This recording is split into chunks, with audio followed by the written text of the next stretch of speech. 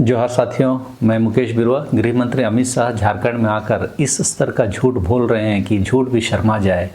लेकिन यह जानना जरूरी है कि आखिर वे बोल क्या रहे हैं। अमित शाह तमाड़ विधानसभा क्षेत्र में गोपाल कृष्ण पात्र को जदयू के प्रत्याशी हैं के समर्थन में सभा को संबोधित करने आए थे। उन्होंने लोगों का आह्वान करते हुए कहा कि आप गैस सिलेंडर पर बटन दबाइए और आपका वोट सीधे मोदी जी को मिल जाएगा। हालांकि वहाँ पर जदयू को गैस सिलेंडर का चुनाव चिन्ह मिला हुआ है। 10 साल से ये लोग मोदी जी के नाम पर वोट मांग रहे हैं, जबकि पिछले लोकसभा में ही झारखंड के सभी आरक्षित सीटों से उन्हें हार मिली। जिसके नाम पर हार मिली उसी के नाम पर फिर वोट मांग रहे हैं। अमित शाह ने झारखंड की जनता से कहा कि आप भारतीय जनता पार्टी की सरकार बना दीजिए, हम झारखंड को देश का समृद्ध राज्य बना देंगे।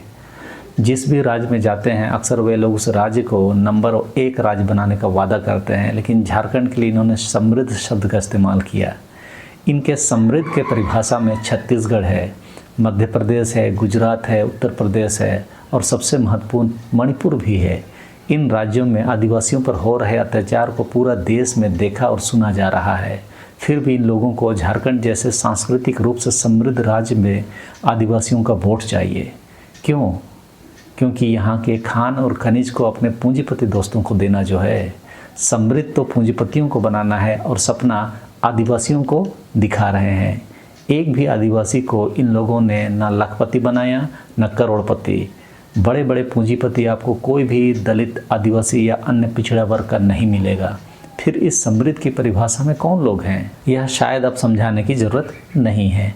फिर अमित शाह कह रहे हैं कि झारखंड के युवाओं की नौकरी घुसपैठिए हड़प रहे हैं। बताइए, यह किसी भी तरीके से क्या संभव है?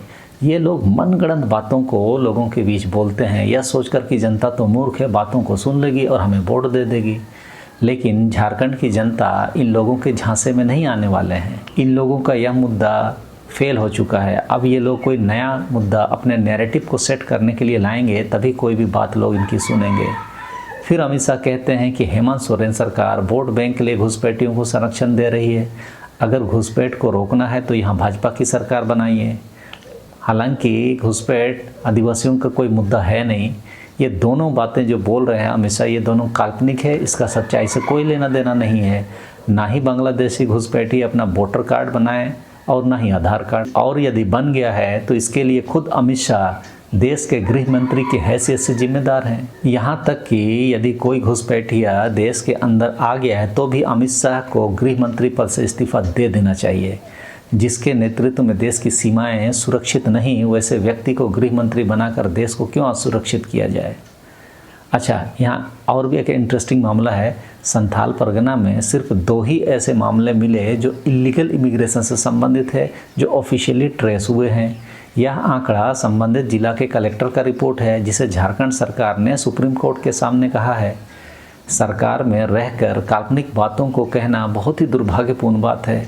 तकनीकी रूप से सोचा जाए तो उनके लिए भी यही आंकड़ा सही है कि संथाल परगना में अभी तक सिर्फ 2 ही इलीगल इमिग्रेशन से संबंधित मामले ट्रेस हुए हैं, जिन पर संबंधित कानूनों के तहत कार्रवाई चल रही है। फिर अमित शाह आगे कहते हैं कि भाजपा की सरकार बनते ही हम ऐसा झारखंड बनाएंगे कि कोई घुसपैठिए तो क्या परिंदा भी पर नहीं मार पाएगा।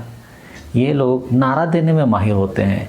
असम में 3 लाख अवैध बांग्लादेशी घुसपैठियों को तो बांग्लादेश वापस ना भगाकर देश के बाकी राज्यों में भगा दिए।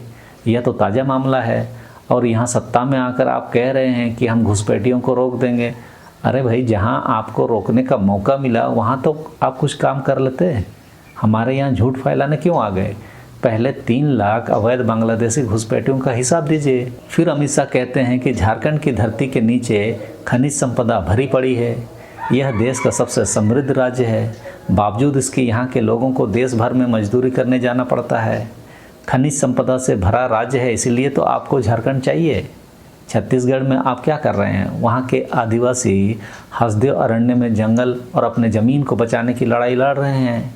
और भाजपा के आदिवासी मुख्यमंत्री विष्णुदेव साय पुलिस का डंडा आदिवासियों पर चला रहे हैं। झारखंड के आदिवासी मूलवासियों को इस तरह का समृद्ध राज्य नहीं बनाना है और ना ही रेजाकुली बनने के लिए झारखंड की सत्ता लोग आपको देना चाहेंगे। बांग्लादेशी घुसपैठियों पर इन लोगों के झूठे नैरेटिव को मैंने अपने कई सारे वीडियो में पूरी तरह से उजागर कर दिया है। आप मेरे प्लेलिस्ट में जाकर उसे संबंधित वीडियो को देख सकते हैं। अमित शाह ने यह भी आह्वान किया कि बेटियों को घुसपैठियों से बचाना है। अभी कुछ दिन पहले ही हमारे बीच में यह खबर आई थी कि गुजरात में पिछले कुछ सालों में 40,000 महिलाएं लापता हो गई। तो क्या गुजरात की तरह ही झारखंड के आदिवासी मूलवासियों की बहन बेटियों को लापता करने की प्लानिंग में तो नहीं है? भाजपा द्वारा शासित राज्यों में महिलाओं की स्थिति सबसे दयनीय उत्तर प्रदेश में ही है। पहले अपने राज्य का उदाहरण ठीक कर लीजिए, फिर हमारे यहाँ आइए। मोटे भाई तो ऐसे हैं ना कि 2 दिन पहले चंपई सोरेन को अपने अंदाज में इज्जत में बुलाते हुए भी सोशल मीडिया में वायरल हुए थे। सौभाग्य की बात तो यह थी कि चंपई सोरेन को भी उस अंदाज में अपना इज्जत महसूस हुआ। बाबूलाल आगे आओ भाई, बाबूलाल आगे आओ, दिनेश आनंद आगे आओ, चंपई आगे आओ, चंपई ओ आगे आओ, आगे आओ, बाबूलाल आगे आओ भाई, बाबूलाल आगे आओ, दिनेश आनंद आगे आओ, चंपई आगे आओ, चंपई ओ आगे आओ, आगे आओ। सोच कर देखिए, आदिवासियों से इतनी चिढ़ क्यों है अमित शाह को? अमित शाह झारखंड में नौकरियों की बात कर रहे हैं और यूपी में लाठियां भांज रहे हैं, देख लीजिए।